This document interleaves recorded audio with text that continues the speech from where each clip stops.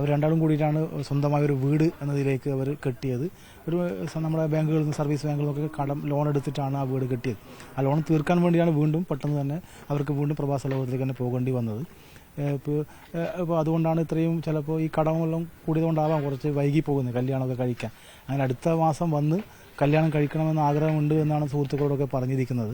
അങ്ങനെയുള്ള തിരിച്ചു വരാനുള്ള തയ്യാറെടുപ്പിലായിരുന്നു രഞ്ജിത്ത് ഉണ്ടായിരുന്നത്. കാസർഗോഡ് ജില്ലയിലെ 2 പേരാണ് ഈ ദുരന്തത്തിൽ മരണപ്പെട്ടത്. തൃക്കരിപ്പൂർ എളമ്പറ്റി സ്വദേശി കുഞ്ഞിക്കേളുവും അതോടൊപ്പം തന്നെ കാസർഗോഡ് ചെർക്കള കുണ്ടെടുക്കത്തെ രഞ്ജിത്തും. ഇപ്പോൾ ഞാനുള്ളത് രഞ്ജിത്തിന്റെ വീട്ടിലാണ്.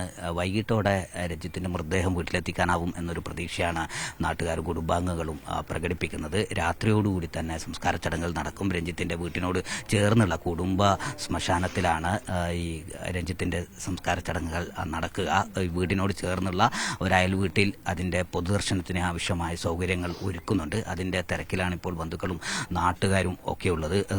ഈ നാട്ടിൽ ധാരാളം ആളുകൾ ഈ മരണ വിവരം അറിഞ്ഞ് വീട്ടിൽ എത്തിക്കൊണ്ടിരിക്കുന്നുണ്ട്. സാമൂഹ്യ സാംസ്കാരിക രംഗത്തെ പ്രമുഖർ, ജനപ്രതിനിധികൾ, രാഷ്ട്രീയ നേതാക്കൾ ഉൾപ്പെടെയുള്ള ആളുകൾ വീട്ടിലെത്തി കുടുംബാംഗങ്ങളെ ആശ്വസിപ്പിക്കുന്നു. രഞ്ജിത്തിൻ്റെ സംസ്കാര ചടങ്ങുകൾ രാത്രിയോടുകൂടി തന്നെ പൂർത്തിയാക്കണം എന്നാണ് കുടുംബാംഗങ്ങൾ ആഗ്രഹിക്കുന്നത്.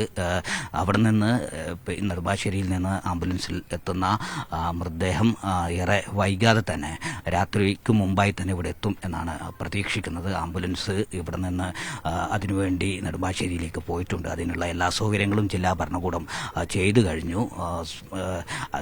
കുഞ്ഞിക്കേളുവിൻ്റെ മൃതദേഹം കാലിക്കടവിൽ വിവിധ ക്ലബ്ബുകളുടെയും വായനശാലകളുടെയും ഒക്കെ നേതൃത്വത്തിൽ പൊതുദർശനത്തിന് വെക്കും. അതിനുശേഷം സമുദായ ശ്മശാനത്തിലാവും സംസ്കാര ചടങ്ങുകൾ നടക്കുക.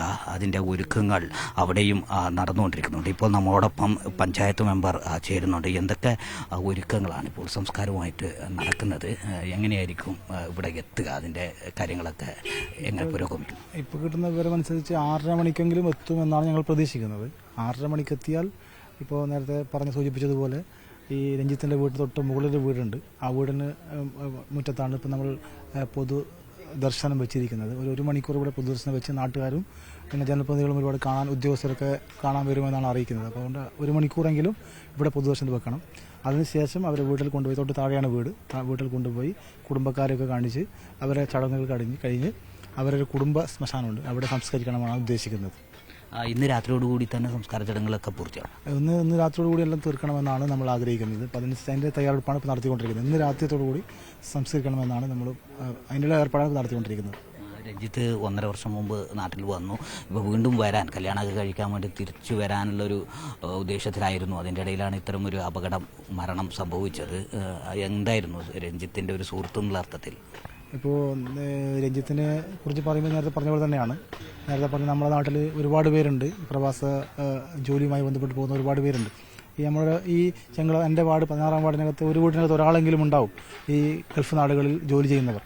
നാടിനകത്ത് അച്ഛൻ രവിയേട്ടൻ വളരെ ഒരു കൂലിപ്പണിക്കാരനായിരുന്നു. വളരെ പാവപ്പെട്ട ഒരു കുടുംബമാണ്. അദ്ദേഹം ഒരു കൂലിപ്പണിയെടുത്ത് മാത്രം ജീവിക്കാൻ കഴിയുന്ന ഒരു സ്ഥിതിയിലല്ല ഉള്ളത്. അദ്ദേഹത്തിന് ഇതിൻ്റെ ഇടയ്ക്ക് ഒരു അറ്റാക്ക് വന്നു, അമ്മയ്ക്ക് അറ്റാക്ക് വന്നു. അങ്ങനെയെല്ലാം കണ്ടിട്ടാണ് രഞ്ജിത്ത് 10 വർഷങ്ങൾക്ക് മുന്നേ കുവൈറ്റിലേക്ക് പോകുന്നത്. ആദ്യം ഒരു കാറ്ററിംഗ് കമ്പനിയിലായിരുന്നു. ആ കമ്പനിയിൽ നിന്ന് 10 വർഷത്തിനിടയിൽ പ്രൊമോഷനായി ഇപ്പോൾ അക്കൗണ്ടിലായി വർക്ക് ചെയ്യുകയാണ്. രഞ്ജിത്തിൻ്റെ അനുജനും ഇപ്പോൾ ഗൾഫിൽ ഷാർജയിൽ പോയിരിക്കുകയാണ്, രജീഷ്. അവർ രണ്ടാളും കൂടിയിട്ടാണ് സ്വന്തമായ ഒരു വീട് എന്നതിലേക്ക് അവർ കെട്ടിയത്. നമ്മുടെ ബാങ്കുകളിൽ നിന്ന് സർവീസ് ബാങ്കുകളിൽ നിന്നൊക്കെ ലോൺ എടുത്തിട്ടാണ് ആ വീട് കെട്ടിയത്. ആ ലോൺ തീർക്കാൻ വേണ്ടിയാണ് വീണ്ടും പെട്ടെന്ന് തന്നെ അവർക്ക് വീണ്ടും പ്രവാസ ലോകത്തിലേക്ക് തന്നെ പോകേണ്ടി വന്നത്. ഇപ്പോൾ അതുകൊണ്ടാണ് ഇത്രയും ചിലപ്പോൾ ഈ കടമെല്ലാം കൂടിയതുകൊണ്ടാവാം കുറച്ച് വൈകി പോകുന്നത് കല്യാണമൊക്കെ കഴിക്കാൻ.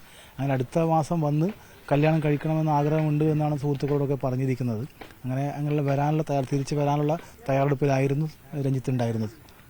ഇവിടെ സൂചിപ്പിച്ചതുപോലെ തന്നെ വിവാഹം കഴിക്കുക എന്നുള്ള വലിയ സ്വപ്നത്തിൽ അടുത്ത മാസം തിരിച്ചു വരാനിരിക്കുകയാണ് രഞ്ജിത്തിന് ഇത്തരം ഒരു വലിയ അപകടം സംഭവിച്ചത്. അതോടൊപ്പം തന്നെ കുഞ്ഞിക്കേളുവിൻ്റെ അവസ്ഥ 10-25 വർഷമായി പ്രവാസ ജീവിതത്തിലുണ്ടായിരുന്ന കേളുവട്ടൻ ഇപ്പോൾ ഏറ്റവും അടുത്ത 2-3 മാസത്തിനുള്ളിൽ തിരിച്ച് നാട്ടിൽ തന്നെ സെറ്റിൽ ചെയ്യാനുള്ള ഒരു അവസ്ഥയിലായിരുന്നു. 2 ആൺമക്കളുണ്ട്. വീണ്ടും അച്ഛൻ ഇനി ഗൾഫിലേക്ക് പോകേണ്ടതില്ല എന്ന ഒരു നിർദ്ദേശമായിരുന്നു. അതിൻ്റെ അടിസ്ഥാനത്തിൽ വീട്ടിൽ തന്നെ വിശ്രമ ജീവിതം നയിക്കാൻ തിരിച്ചു വരാനുള്ള ഉദ്ദേശത്തിനിടയിലാണ് ഇത്തരം ഒരു അപകടത്തിൽ കുഞ്ഞിക്കേളുവിനും തൻ്റെ ജീവൻ നഷ്ടമായത്.